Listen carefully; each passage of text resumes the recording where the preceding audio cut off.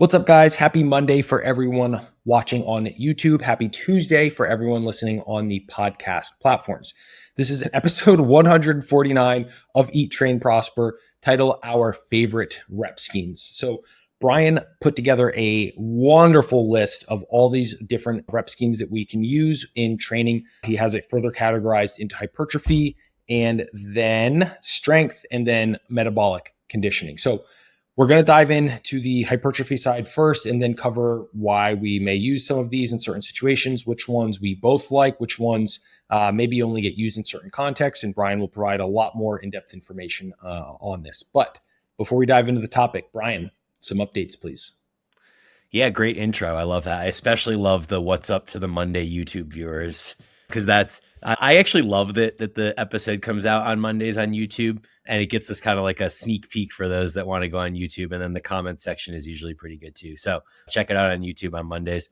Regarding my updates, so I kind of referenced it last week, but I'm in this weird 3-week or so transition period where I don't have like super structured training. And I always feel weird in these situations. Like part of me loves it because I get to experiment with some of these rep schemes that we're going to talk about today. Specifically one that I've really been enjoying this last week that I'll get to in the bulk of the episode.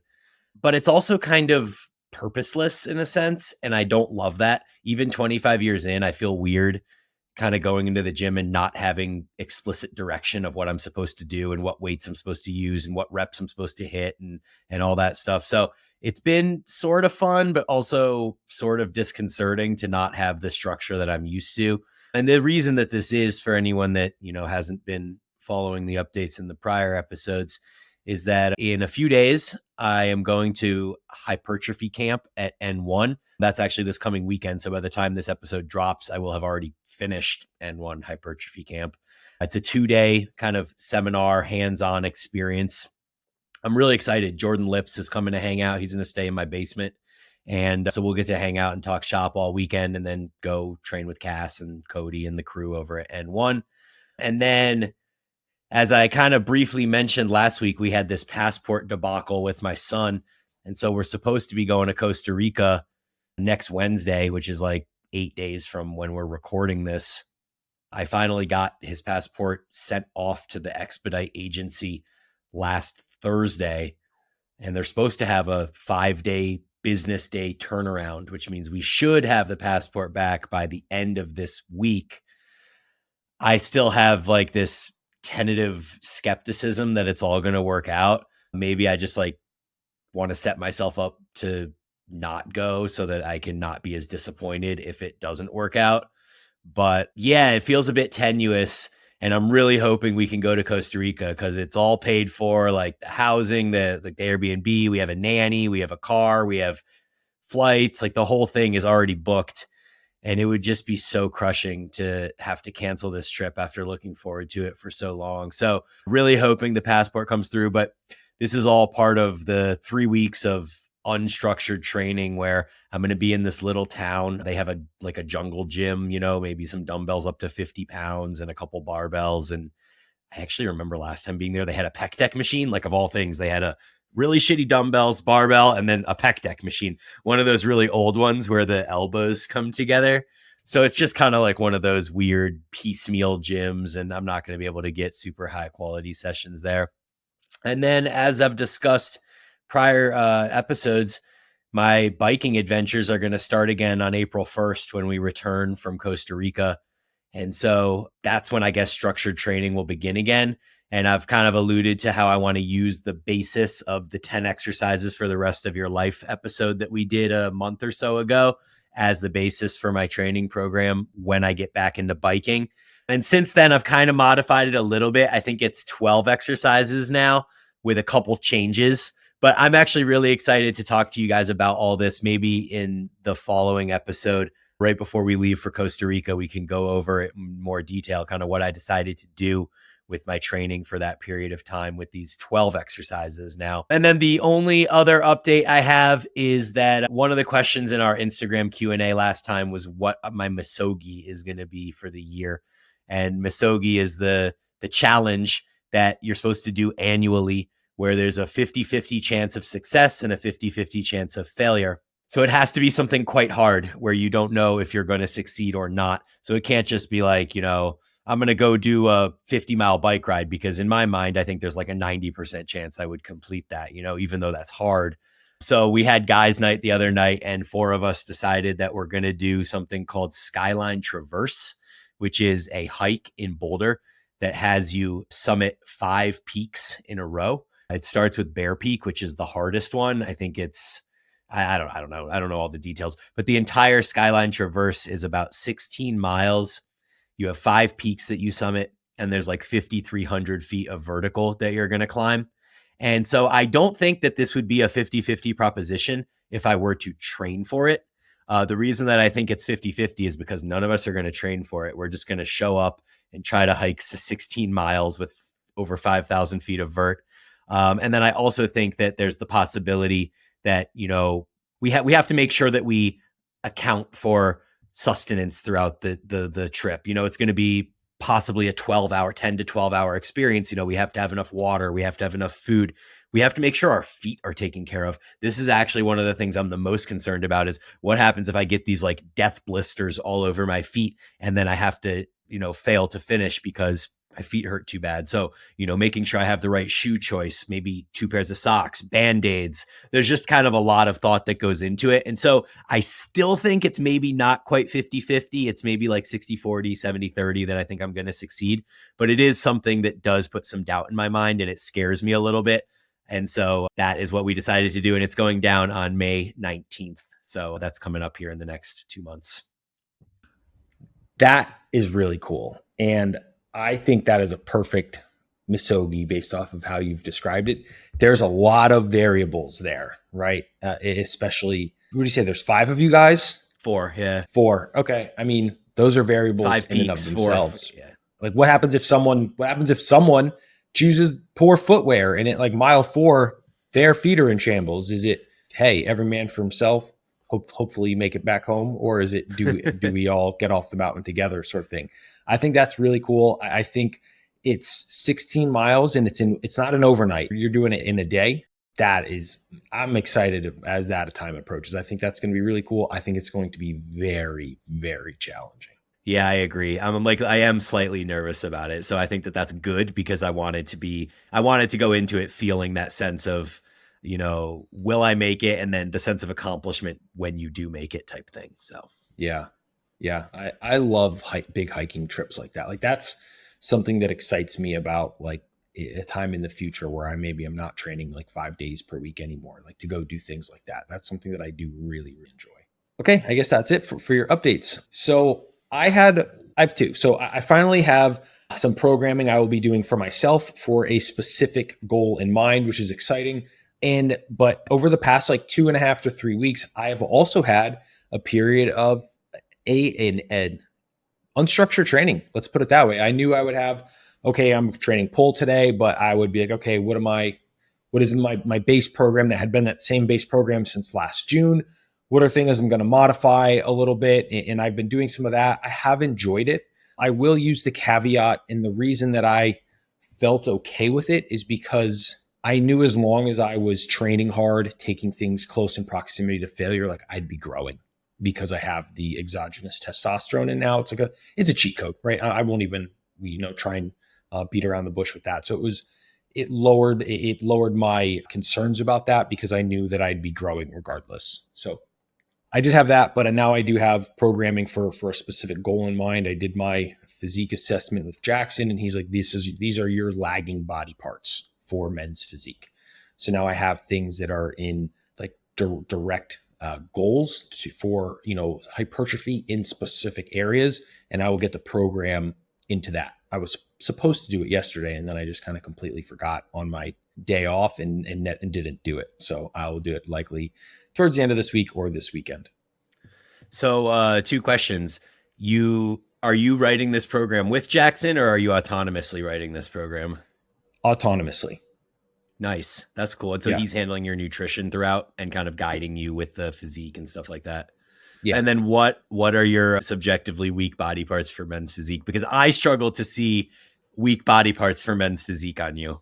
Upper chest. or the clavicular chest, more appropriately, traps, shoulders in general, the erectors and kind of like mid back development, what I think might be more colloquially termed as like the lower rhomboids per se, or the lower Or traps. lower traps. Yeah. Yep.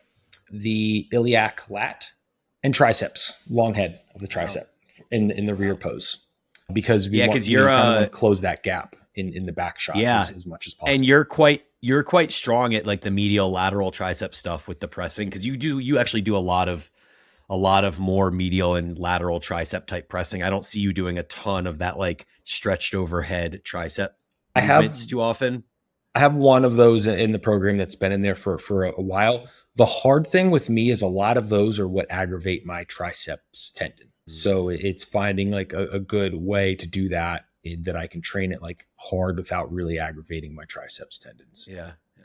Well, that's really cool because you have like even though those things are very subtle weaknesses, if you want to call them that, it is kind of cool that it provides you some direction and structure for your training going forward. Yeah, and that's what I'm excited for. And it's like I get to sit down and be like, okay, I want to do, like I'll probably train my back like twice per week, and then because the spinal erectors and those lower traps are like a goal, like I think I might add back in deadlifts on like a back day. And like those things kind of have I'm excited. And one thing I'm actually kind of excited about is I know like back in our CrossFit days, like both you and I, this was like a staple. We had massive spinal erectors relative to the rest of like our body parts. So Yep. it's been built before. Unfortunately, I believe that like things come back more quickly when they've already been there. So I'm just going to return to some of those things that I know have worked for me in the past. And I'm assuming things will progress in that regard again. Yeah, dude, that's awesome. When I talked about my 12 exercises that I'm going to include in my program in April, I actually think I'm going to add in back conventional deadlifts. I messed around with them for the first time in 2 years the other day and worked up to 405 for a double, which actually felt kind of heavy. It was fine, but like I was like, man, it's been a while, like welcome back, old friend.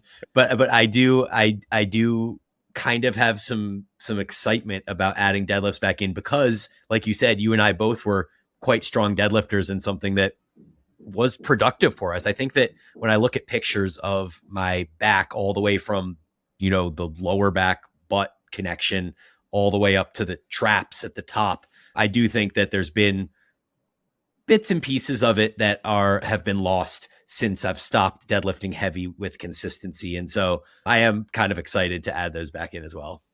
Yeah. So I'll share some of those things with you probably offline once I have a layout and get some of your thoughts and stuff there. But that Yep. one I'm Awesome. excited for, like a cool little personal project. Yesterday was Nyepi, which is arguably the biggest Balinese holiday here.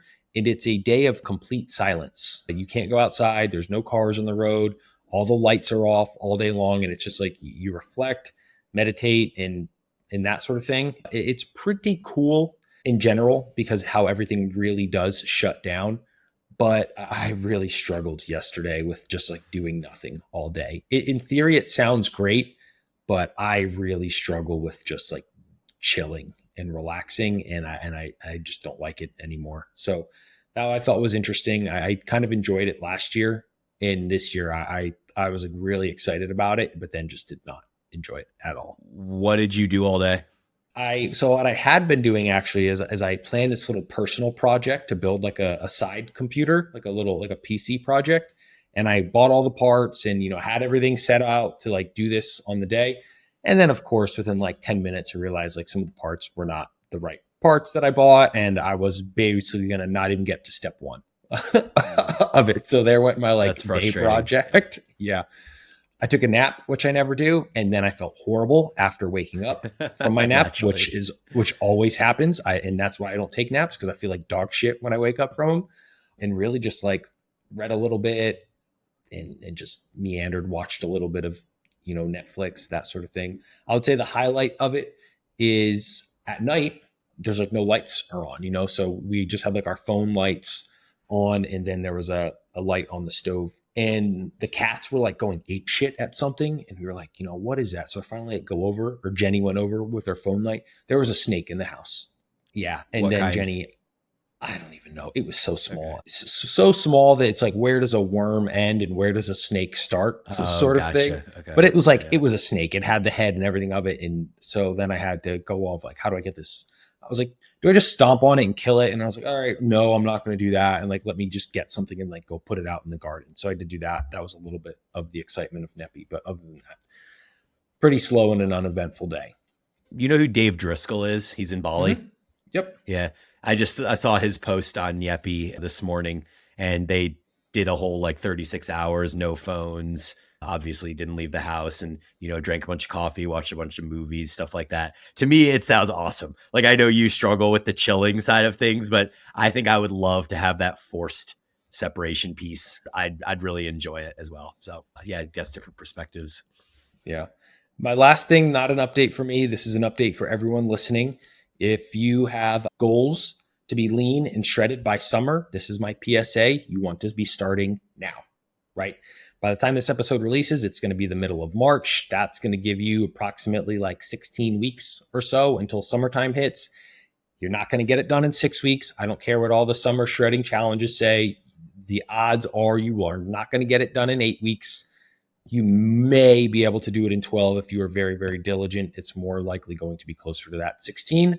You want to be starting now. Yep. Totally co-sign that. Cool. That's all for me. Should we dive in? Yeah, let's do it. So we're going to start with hypertrophy. And like he said, I broke it down into hypertrophy, strength/strength endurance, and metabolic. So starting with hypertrophy, I think we'd be remiss to not mention the GOAT, the one that's the most effective all the time, which is just straight sets, same rep range. So in this case, I'm thinking 8 to 12, 6 to 12, maybe 6 to 15, something along those lines, kind of that lower mid range of the hypertrophy rep range. And I guess there's a few ways you can approach straight sets. The nuance here would be, do you try to target the same number of reps each set, like 10, 10, 10, and therefore understand that your RIR is going to get closer to failure each set? So maybe if you go 10, 10, 10, it ends up being 2, 1, 0, something along those lines, versus trying to maintain the same RIR across sets. And therefore, maybe it ends up being 10, 9, 8, because you're like, okay, I'm going to hit 1 RIR each set. So you end up getting 10, and then you get 9, and then you get 8, or something along those lines. So both of those fall into the category of straight sets in the same rep range. Where do you stand on that? Do you prefer to let the RIR drop each set, or do you let the reps drop and keep the same RIR? I prefer to keep the same RIR and let the reps drop. I love that people have different stances on this, but this is one that I do, honestly feel pretty strongly about. Assuming you're warm, right? And I always have my clients ensure that they're properly warmed up. I don't want you to sandbag set one's performance for like a theoretical performance on set 3. Like if we're fresh, it's the first rep of, or the first set of that exercise. I don't want you stopping at 10 if you can do 13, just so that we can try and get like 9 or 10 on set 3. I feel like it, again, everyone's different, but I feel like it adds layers of like mental decision making and load selection and those sorts of things, as opposed to like, you're fresh, here's the load, give me a maximal performance at it. Yeah, no, I agree. I think for the most part, I tend to use that as well. What I have found is with the group programs, sometimes because you have varying levels of experience, it's easier to just say, hey, hit 10 reps every set. And, if you rest a minute to 2 minutes between sets, you'll naturally expect the sets to get harder. And that kind of allows people that maybe aren't quite as familiar with RIR to still get high quality sets in. Whereas if you tell them to drop the reps each set and let the RIR stay the same, oftentimes they end up just sandbagging every set instead of, you end up at least with one really good quality hard set if you say, hey, hit the same number of reps every time. So I do think both have utility, but I do agree in general that I prefer to kind of let the reps drop as well. Yeah, that was a very good explanation of the context with the group program. Yeah. And then the next two that I would throw in here are pyramid and reverse pyramid. And I tend to use these context dependent. Reverse pyramids I like to use with compound movements or more damaging kind of big hitting movements. And I like to use pyramid more with isolation movements. And so the difference is, just an explanation for anybody, is pyramid is something like old bodybuilding bro magazines would have you do, like 15, 12, 10, 8 or 12, 10, 8, 6 or something along those lines, where you start with the highest rep set and then your final set is the one that, I guess, is hardest, closest to failure, lowest rep range. And the reverse pyramid would be the opposite. So in the reverse pyramid, you have to kind of warm up and then you start with the lowest rep set. So you might go 6, 9, 12, 15 or something along those lines. And so I think that the drawback to using the standard pyramid is that you're so fatigued by the time you get to your heavier sets that your performance is diminished. So imagine if you're doing like a 12, 10, 8, 6. By the time you do your 12, 10, and 8, and then you get to your 6, you've already done 3 sets. Your 6, your performance is going to be much lower. Whereas in the reverse pyramid, starting with the set of 6, obviously you have to do a couple warm-up sets to get there, but you're going in there with the most fresh CNS and the most optimal effort that you can put toward that set. The other thing I really love about reverse pyramid, specifically for compound movements, is that with the research we now have on proximity to failure, we know that the lower rep ranges don't require you to be as close to failure to consider it a productive set. And so what I love is being able to say, okay, we're going to go 6, 8, 10, 12, but we're going to start at 3 RIR. We're going to go 3, 2, 1, 0. So that final set of 12 to 15 reps or whatever it is, because it's in a higher rep range, we know we need to be closer to failure. But it also helps that because it's at the end, you've already exhausted yourself with the earlier sets. And so it's easier for you to kind of get to failure effectively on that set. Whereas when you're looking at the pyramid itself, going, say, 12, 10, 8, 6, what you would want is that set of 12 to be a failure set because it's the higher rep range. And you would want your set of 6 to not necessarily be a failure set. Like it could be, but it doesn't have to be because it's a lower rep range. But then you kind of are like, well, what I tend to do is use that first set as a warm up almost. So I tend to program pyramids like for isolation movements where it might go 20, 15, 12, 10. And so the 20, I'm just kind of say I'm doing lateral raises. I'm grabbing like the 20-pound dumbbells and I'm just doing 20 reps. And that 20th rep is nowhere near failure. Like it burns, it warms me up, but it's not near failure, which kind of makes it an ineffective set. Looking at the research, the higher rep sets need to be closer to failure. So that 20 rep buy-in set is almost just like, it's a warm-up set more than anything. And then by the time that you add weight and drop reps, it works really well for isolation movements, but I think it would leave some gains on the table for the compound movements. Where do you stand on all that? It's really funny, and I think things are going to kind of come out as this episode goes along. When I'm doing my own programming or even with some clients, like I've been building things in a way, and it didn't click until we're on this episode. Like I use a lot of the reverse pyramid, but I'm not in my mind thinking about it as like reverse pyramid. How I approach it mentally is kind of like the daily undulating periodization sort of thing, or even an intra-exercise rep periodization, where I'll typically I like to use rep ranges, but like a 6 to 9, and then a 10 to 12, and then like a 12 plus. That's a very common one that I will use. But it's really the reverse pyramid, and the reasons why I use it are like everything that you just laid out as you described it. Cool. That's awesome. Yeah, I tend to do it with rep ranges too. I don't love the idea of programming 6, 8, 10, 12 because I think it's too specific and it ends up not allowing you to hit your RIR because people get focused on the actual rep. But if you go, like you said, 6 to 8 or 6 to 9, then 9 to 12, then 12 to 15, that's exactly the way that I program it as well. So yeah, same page there. When we go to the next one, it's top set plus back off set. And this is literally just like reverse pyramid, but without the third set in the reverse pyramid. So it's just having 2 of them. You have your top set, you warm up to it, and then you have a back off set with lighter weight. So it's like doing the first 2 sets in the reverse pyramid, so to speak. Yeah. I really, really like using this more so in like intermediate plus to advanced. Especially once you get into like advanced on compounds, I am rarely using like straight sets for someone on compounds, unless it's maybe, for example, if we have like a squat pattern movement and a leg press or something like that in a session, I might go like lower rep with the leg press, but then we're not taking each one to like failure or something like that.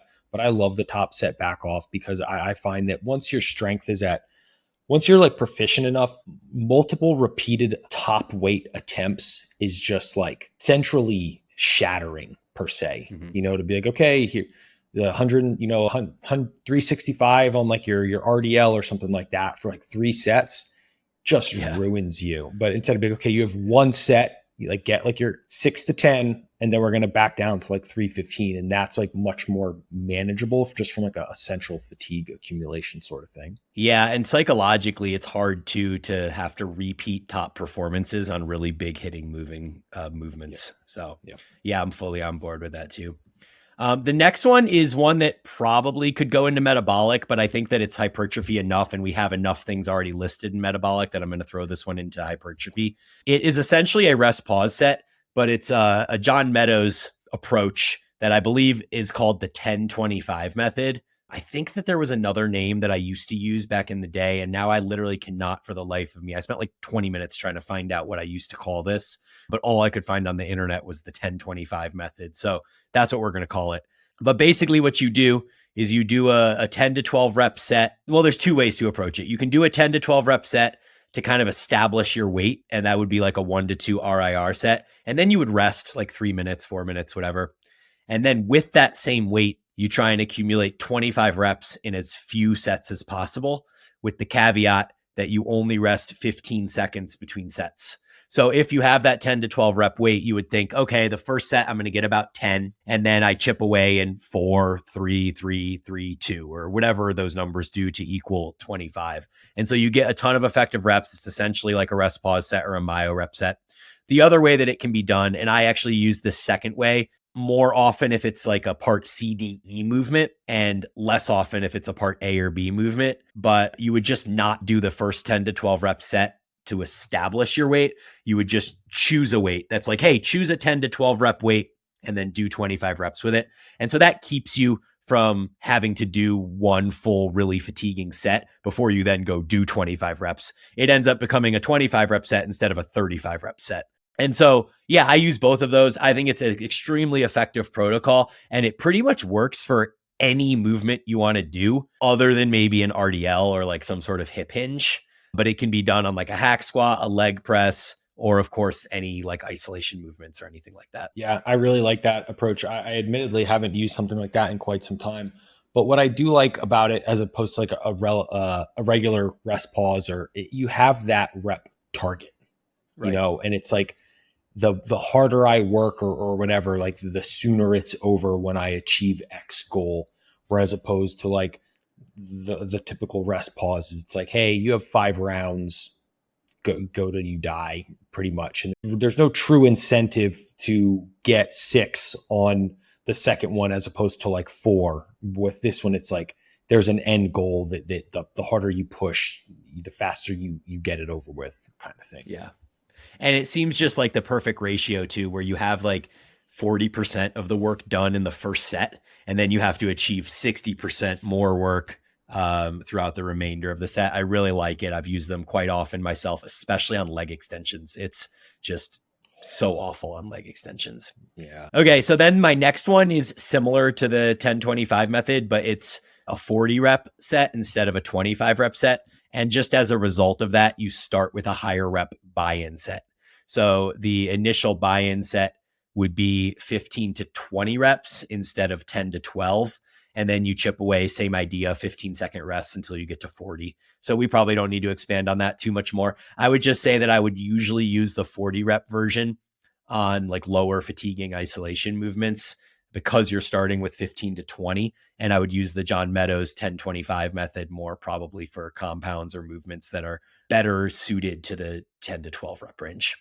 And then the last one in hypertrophy is the one that I alluded to in the updates when I said that I've been experimenting with a new rep scheme that I really like.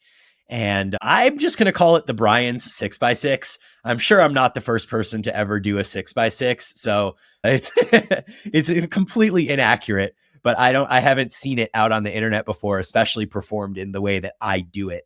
So what I do with my 6x6 is I take a 10 rep max for 2 antagonistic movements.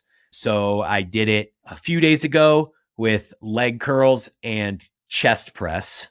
And then I did it yesterday with lumbar lat rows and lateral raises, cable lateral raises. So it would be more feasible to use lower rep ranges when you have a cable for a lateral raise. But basically what you do is you take a 10 RM weight for each, and you just do 6 sets of 6, but you alternate. So I do 1 set of leg curls for 6, 1 set of chest press for 6, leg curls for 6, chest press for 6, back and forth until you've done 6 sets of 6. And this has pretty standard rest in between. I'd say 1 to 2 minutes between movements. So you're getting 3 to 4 minutes before you go back to the same movement again. So what ends up happening is, the first set you do is about 4 RIR because it's a 6 rep set with a 10 rep weight. But as you get through the sets, by set 4, you feel like you're maybe at like 2 or 3 RIR. And by the time you get to the final set, it's 1 or 2 RIR. And so you're not necessarily hitting failure.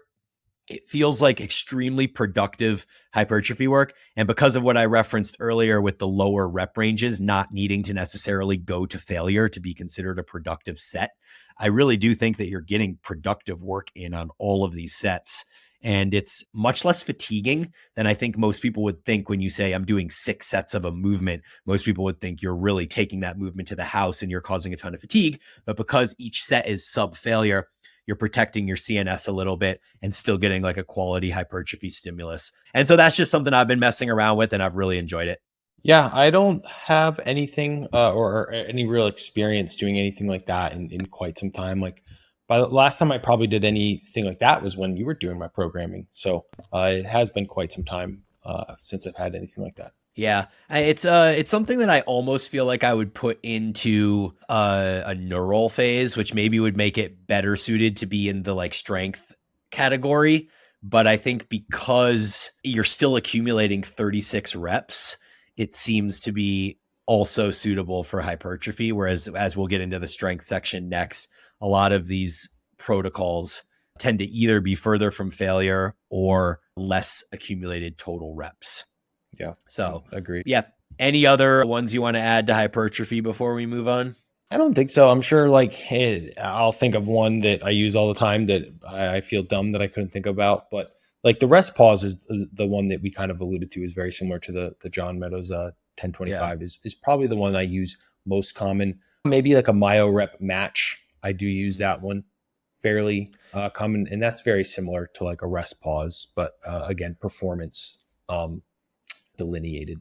Yeah, I actually maybe do have 2 more to add real quick now that you mentioned that. So we didn't touch it all on drop sets. So drop sets would just be, decreasing the weight. So doing a top set of whatever 8 to 12 reps, it doesn't really matter, going close to failure and then dropping the weight immediately. So in a rest pause set, you have a 15 to 30 second rest before you go again with the same weight. In a drop set, you would just not rest and you would reduce the weight and keep going. And so I really enjoy drop sets. I've actually been using them quite a bit in my own training and in the training that I program since we've had some recent research on this in the last year that have sort of shown that drop sets can be equivalent to doing straight sets.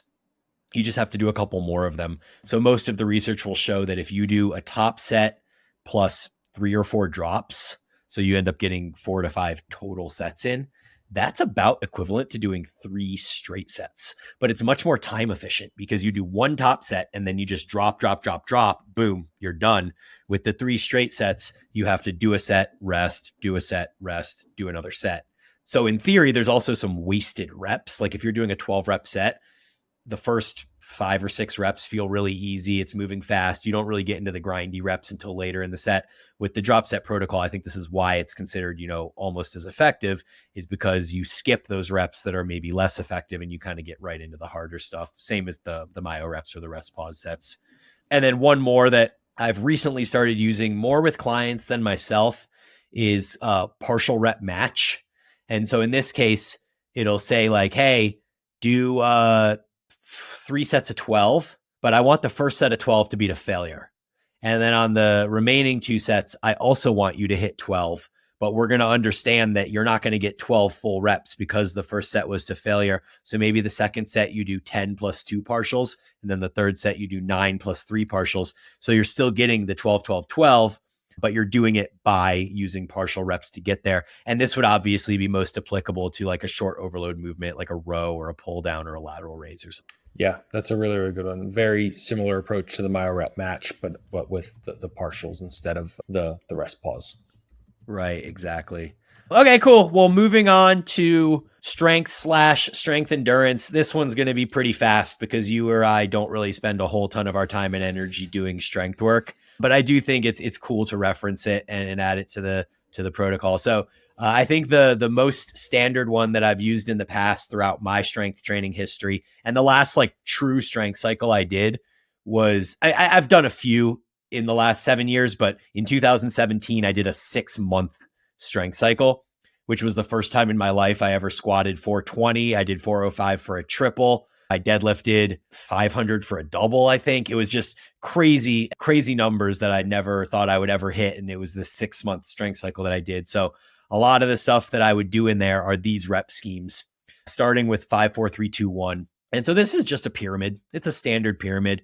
The nice thing about this when it's talking about strength work is that you actually really do use that 5 rep set to start kind of as a warm up. So I would almost say that 5 rep set is like a 7 or 8 RIR, something along those lines. Like it's with a weight you could do 12 reps with, but you just do 5.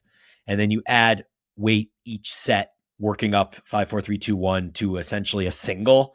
And I would call that at a weight where you could do a double or maybe a triple. So that 1 rep it's a no doubt rep. Like, you can make it, but you can't fuck up. You have to mentally be there. You have to brace properly. You have to do all the things that you have to do to set up for a proper effort.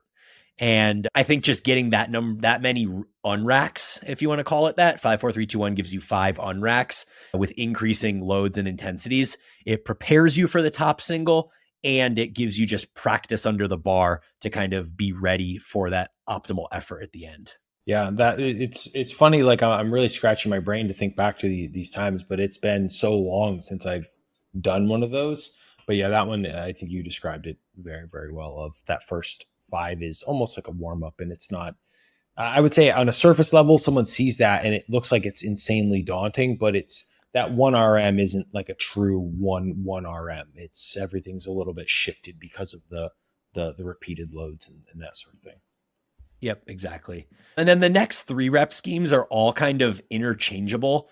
And so they all get you to between 24 and 25 reps. Literally, that seems to be the sweet spot from everything I learned in my early days when I actually cared about strength training. It seems like 25 reps is about the sweet spot of volume.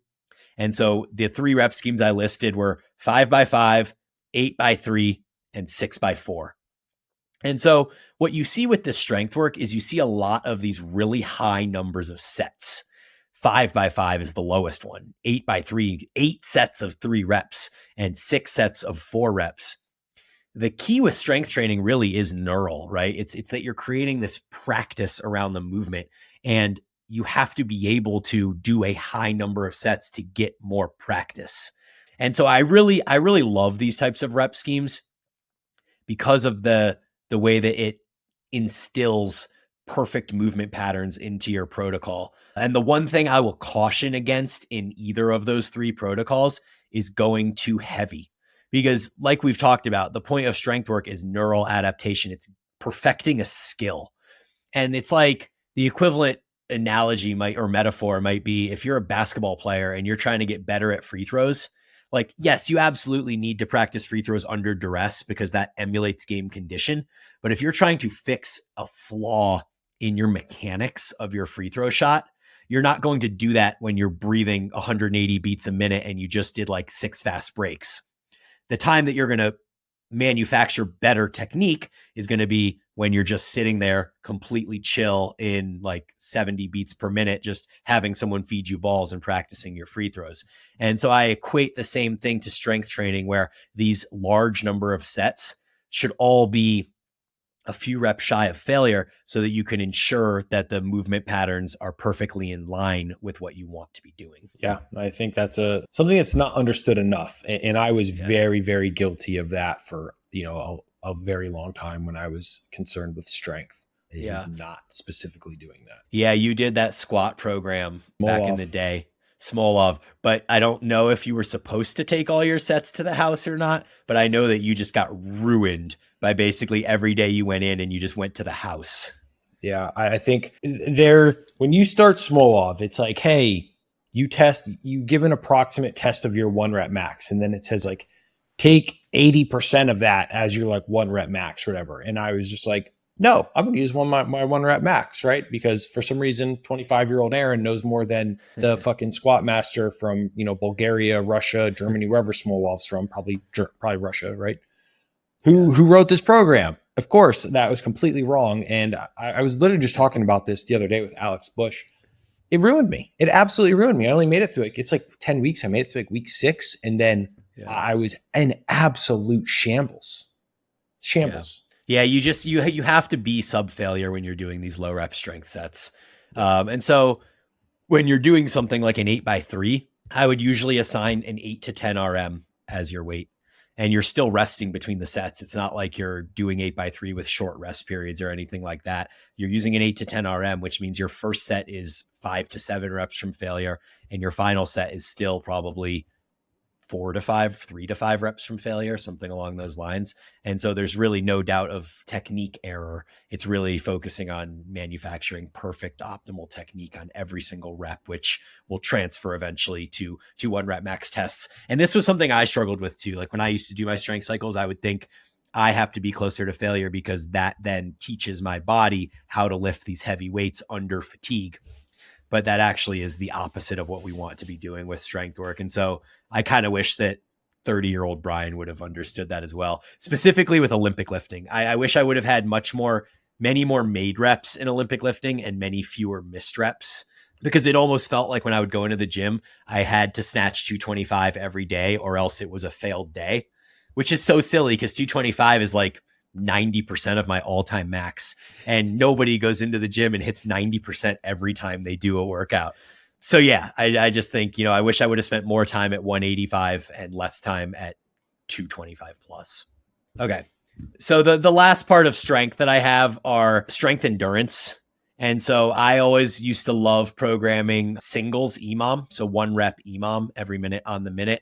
And this would be with like a 6 to 8 RM load. So that first single is, 5 to 7 RIR. And then as you go and the EMOM continues, they do get slightly harder, but you're literally working for 5 seconds and resting for 55 seconds. So it's quite a rest to work ratio there. And then similarly, I'll do doubles. So 2 reps every 90 seconds. And now you're working about 10 seconds every 90 seconds. So it's similar ratio to what you'd be getting with the 1 rep EMOM. And then these doubles, I would do at an 8 to 10 RM load. So slightly lighter than what you would use for the singles. And that's really it. Like I'm sure there's tons of many more creative strength and strength endurance rep schemes out there that many people that are more deep into the strength world probably could come on here and talk about with much more detail. But for somebody that focuses mostly on hypertrophy, this is my kind of basic strength and strength endurance handbook. Yeah, I think those are, it brought me back, and I did enjoy kind of mentally reminiscing a little bit, but I'm glad that we don't do those things anymore, if I'm being completely transparent. Yeah, me too. All right, cool. Well, if we move on to metabolic now, we're really getting through this quickly, which is nice. So I'll start off with same muscle group supersets, specifically having a short movement second. And so this is in contrast to how I usually would program same muscle group supersets, which I've discussed in a number of different places, how much I love same muscle group supersets going short then lengthened when we're talking about hypertrophy work. So short lengthened for hypertrophy would be dumbbell lateral raise to overhead press.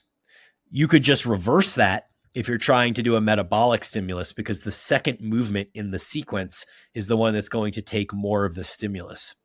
And so one of my favorite ones, just to reverse what I just said, is you start with an overhead press and you go immediately to a dumbbell lateral raise. And so that takes you from lengthened to short. And there's a ton of other variations and options you can use there. A classic would be hack squat to leg extension or walking lunge to leg extension. Whereas for hypertrophy, you would reverse that and you would probably go leg extension to hack squat or lunge. Leg curl to RDL would be the hypertrophy version. And then RDL to leg curl would be more of the metabolic version.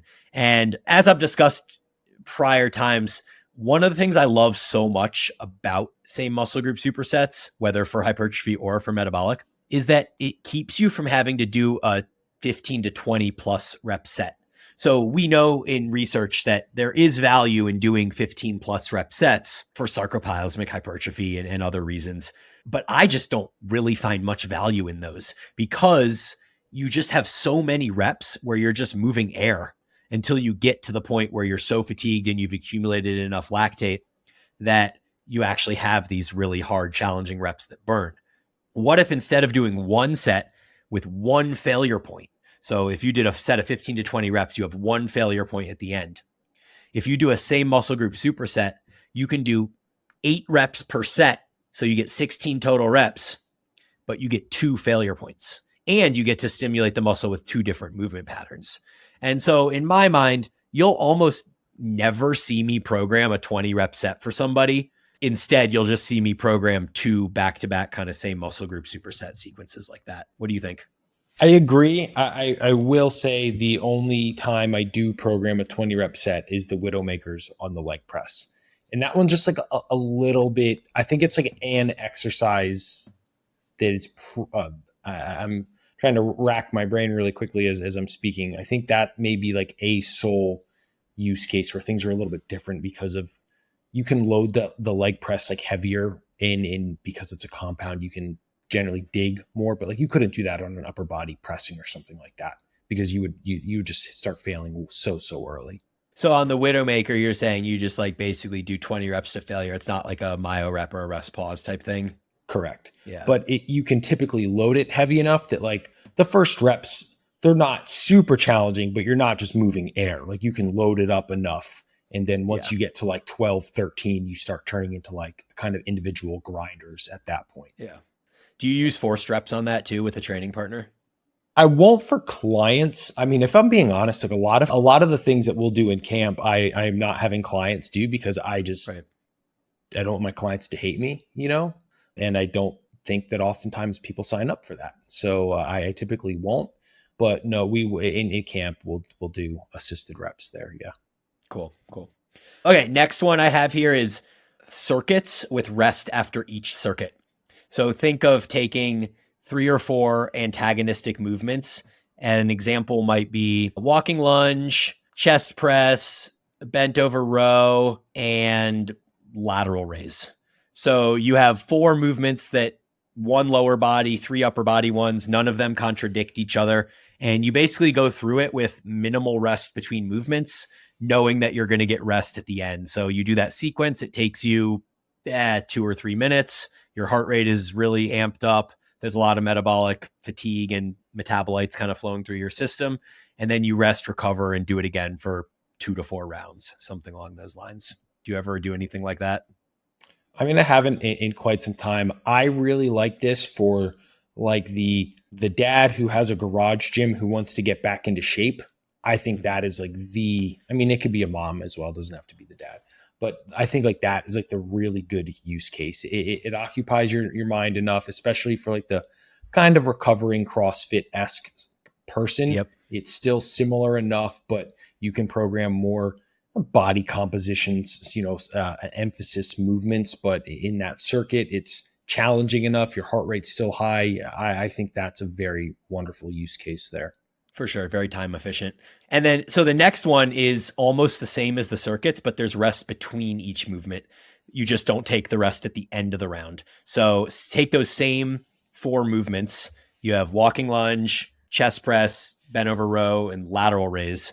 And you would do them as an EMOM. So you do lunge on the first minute, then you rest 30 seconds till the next minute. Then chest press, then you basically rest till the next minute. Then bent over row, rest till the next minute. lateral raise, rest till the next minute, and then you go right back to lunge again.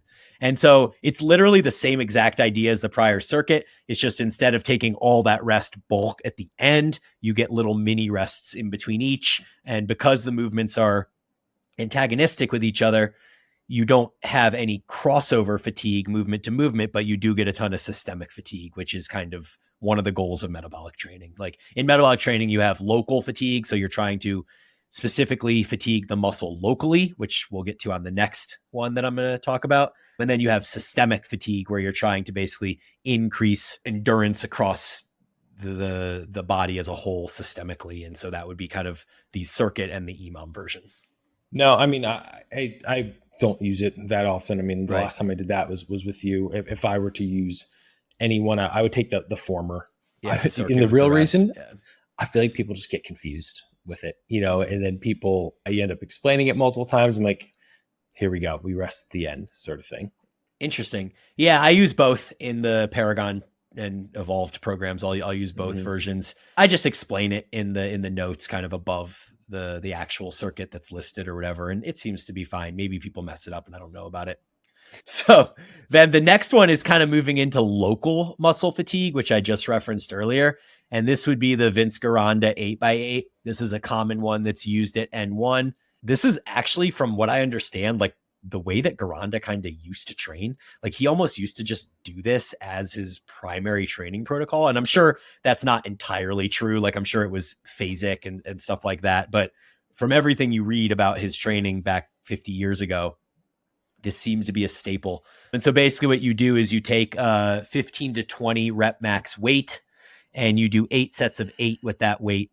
So in theory, that first set of 8 is 7 to 10 RIR. It feels super easy, but you're only resting 30 seconds between sets.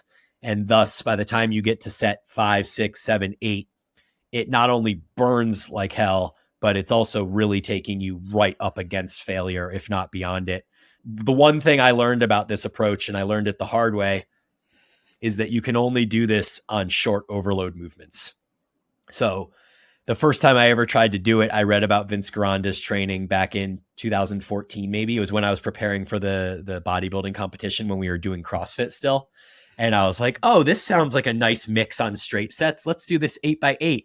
Let's take my incline dumbbell bench. Okay, 20 rep max, 60-pound dumbbells. Boom, got it. I literally got to set 4 and I could no longer do 8 reps anymore. And so years later, I was talking to Cass about this and I told him this story and he goes, oh yeah, you can only do it on short overload movements. And I was like, huh, all right, it makes sense.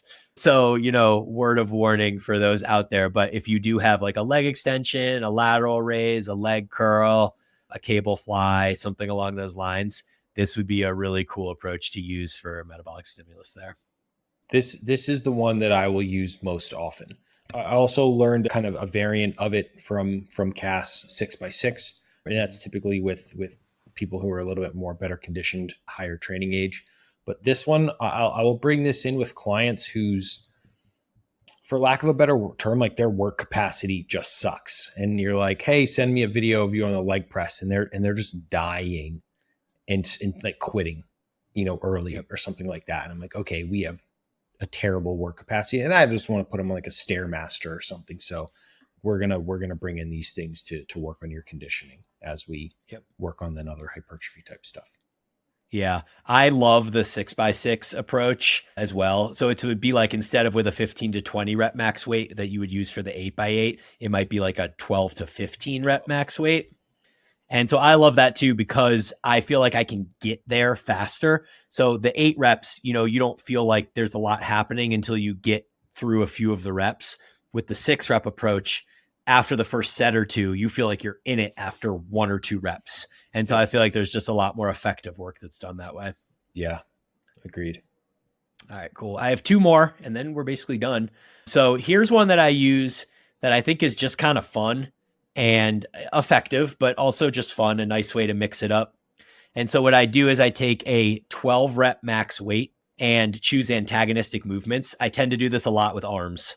So I'll do like an incline dumbbell curl with an incline tricep extension, or a face away cable curl with a tricep push down or something along those lines. So take a 12 rep max weight and you just do sets of 6 back and forth with no rest until you can't do 6 anymore. And so I usually find that I'll get somewhere between 5 and 6 sets of 6 because you're kind of getting a little bit of rest for the local muscle while the antagonistic muscle works.